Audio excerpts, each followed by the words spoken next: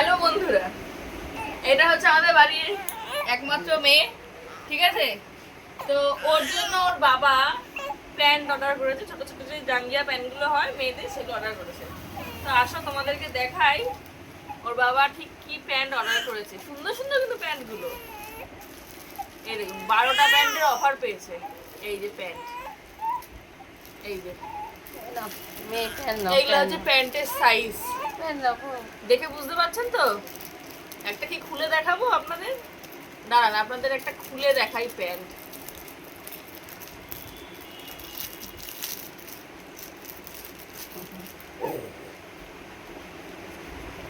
এই যে এই যে প্যান্ট, এখান থেকে দুটো পা ঢুকবে। এবার আপনি বলুন, এত বড় মেয়ের এই প্যান্টটা কি হবে?